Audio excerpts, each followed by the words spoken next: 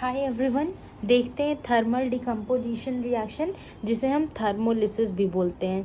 तो सबसे पहले डिकम्पोजिशन रिएक्शन क्या होती है? जब एक रिएक्टेंट दो या दो से ज़्यादा प्रोडक्ट का फॉर्मेशन करता है तो उसे डिकम्पोजिशन रिएक्शन कहते हैं। और यहाँ पे हीट की प्रेजेंस में, मतलब हीट देने पे दो या दो से ज़्यादा रिएक्टेंट का फॉर्मेशन हो रहा है तो इसे हम थर्मल डिकम्पोजिशन बोलते हैं या तो थर्मोलिसिस भी बोलते हैं। थर्मो का मतलब हो गया हीट एंड लिसिस का मतलब होता है टूटना या फिर ब्रेक होना।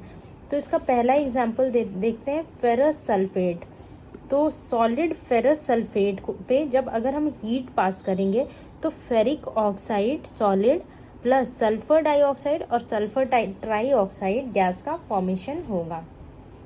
पहले क्या होता है, हम फेरस सल्फेट क्रिस्टल लेते हैं जो मतलब जिसमें वाटर भी प्रेजेंट होता है, तो उसका कलर होता है पेल ग्रीन कलर। अगर उसमें हीट देते हैं तब ये फेरस सल्फेट सॉलिड जो कि वाइट कलर का होता है वो फॉर्म होता है और फिर उसके बाद वो रिएक्ट करता है, वो फर्दर डिकम्पोज होता है तो फेरिक ऑक्साइड और sulphur dioxide and sulphur dioxide gas का फॉर्मेशन करता है।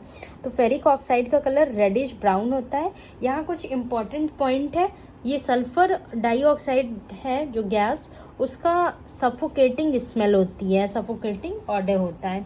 और सेकंड, सल्फर डाइऑक्साइड और सल्फर ट्राइऑक्साइड जो गैसेस हैं वो एयर पॉल्यूटेंट होता है and are acidic in nature. ये दोनों गैसेस कैसे होते हैं? एसिडिक होते हैं नेचर में, मतलब ये मॉइस्ट अगर ब्लू लिटमस होगा तो उसको रेड कर देंगे।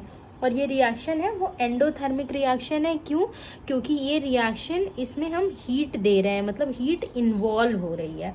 सेकेंड एग्जाम्पल है लेड नाइट्रेट। अगर हम लेड नाइट्रेट को हीट करेंगे तो वो lead oxide plus nitrogen dioxide plus oxygen gas का फॉर्मेशन करेगा। लेड ऑक्साइड सॉलिड होता है और इसका कलर क्या होता है? येलो। तो अगर हम इसको हीट करेंगे, लेड नाइट्रेट वो वाइट कलर का होता है, हीट करने पे येलो रेसिड्यू फॉर्मेशन होता है, वो लेड ऑक्साइड है।